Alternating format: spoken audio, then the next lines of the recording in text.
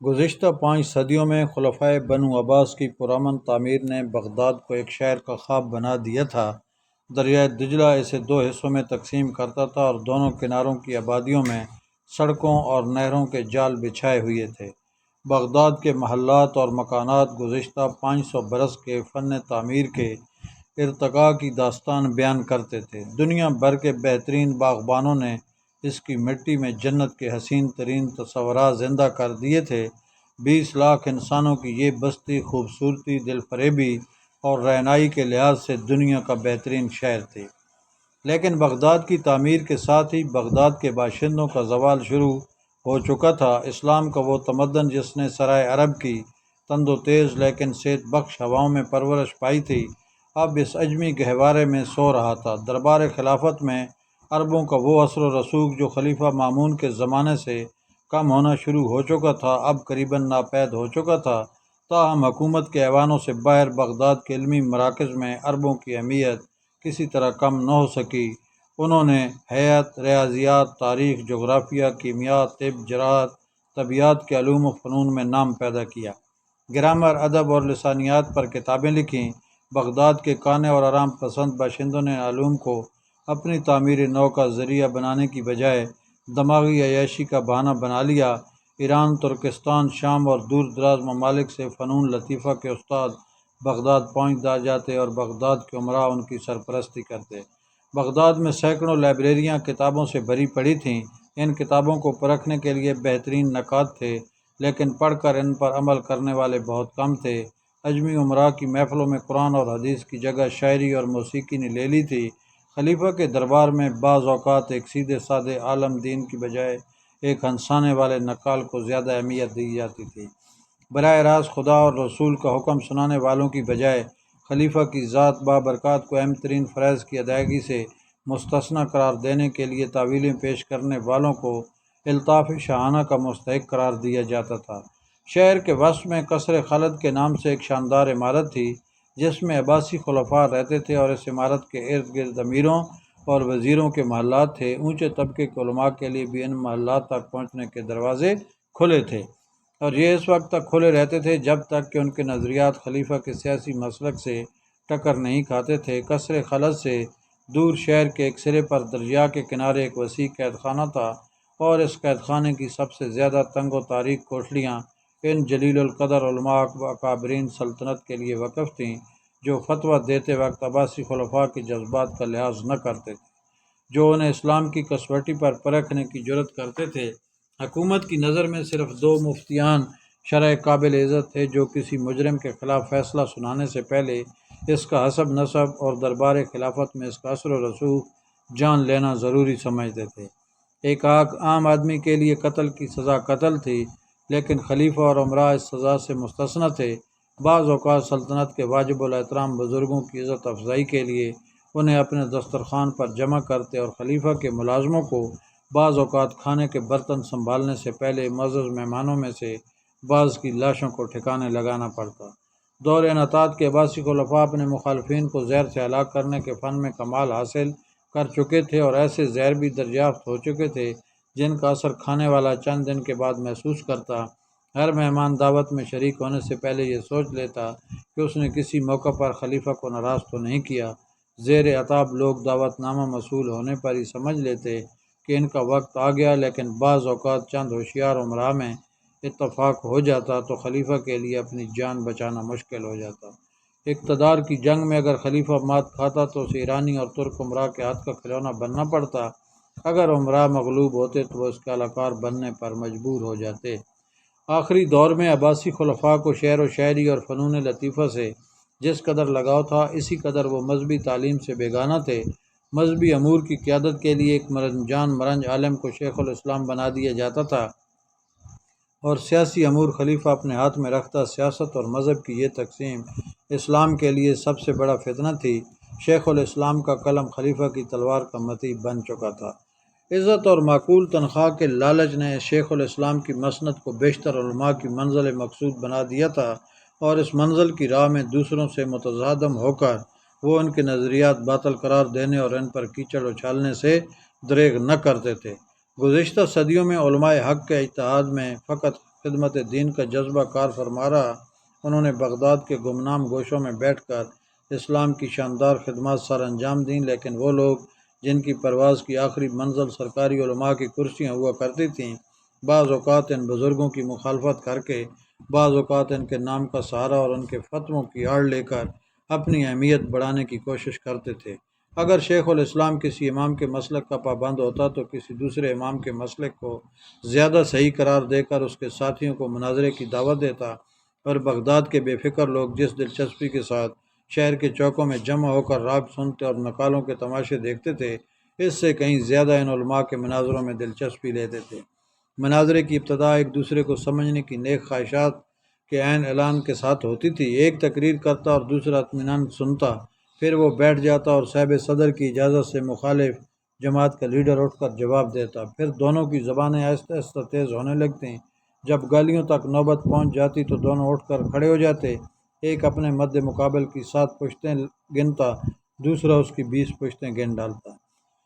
ایک 2-3 زبانوں کی منتخب شدہ گالیاں پیش کرتا تو دوسرا 6-7 زبانوں کی چیدہ چیدہ گالیاں سنا دیتا، پھر دونوں اپنے اپنے گروہ سے ہمدردی رکھنے والے عوام سے مخاطب ہو کر گالیوں کا مطلب سمجھاتے۔ جب عوام کا جوش انتہا کو پہنچ جاتا تو دونوں طرف سے نعرہ تکبیر بلند ہوتا اور دونوں گروہ ایک دوسرے پر ٹوٹ پڑتے اور آن کی آن میں لاشوں کے ڈھیر لگ جاتے۔ آخر پولیس اور فوج کی لاٹھیاں اس کھیل کو ختم کرتیں۔ حکومت نے مناظروں کو تو بند کرنا کیا، یہ حکم جاری کر دیا کہ وہاں کوئی آدمی مسلح ہو کر نہ جائے۔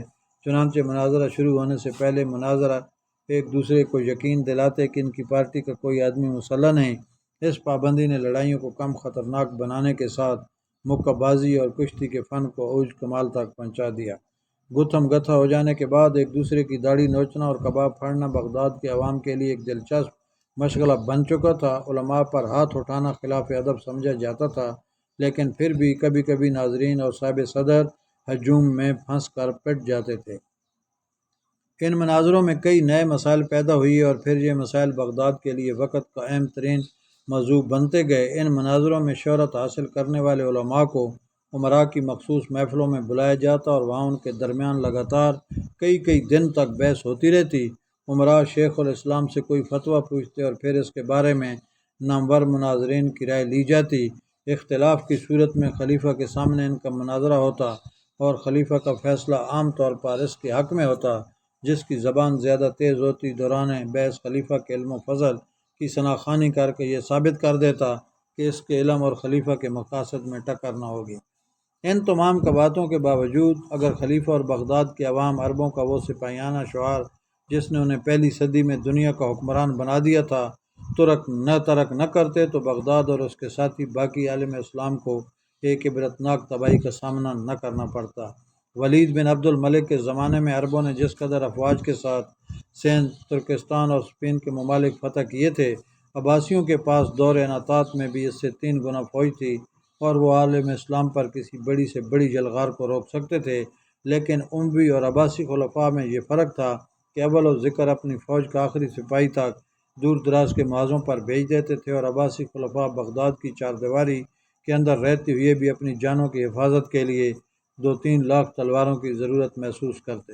چونکہ اموی خلفاء کی فوج دور دراز غیر اسلامی سلطنتوں سے برقرار ہوتی، اس لیے وہ کسی اندرونی خلفشار میں حصہ دار نہ بنے اور ان کی ہر نئی فتح کی خبر عوام میں مرکز کی اطاعت کا جذبہ بیدار کرتی۔ وہ ایک لڑی میں منسلک ہوتے چلے گئے، اگر کبھی کوئی بغاوت بھی اٹھی تو فوج نے اس کا ساتھ نہ دیا۔ اس کے علاوہ اموی خلفاء نے فوج میں مختلف قبائل کے سپاہیوں کی علیحدہ علیحدہ جتھہ بندی نہ ہونے دی۔ ہر قوم، ہر ملک اور ہر قبیلے کا سپاہی ان کی فوج میں مساوی درجہ رکھتا تھا۔ اعلیٰ منصب پر فوج ہونے والے ہر آدمی کے لیے ترقی کے راستے کھلے تھے۔ ایک قبیلے کے سردار کا بیٹا ایک معمولی سپاہی اور اس قبیلے کا ایک عام آدمی اپنی ذہانت اور قابلیت کی بدولت اس فوج کا سپہ سالار بن سکتا تھا۔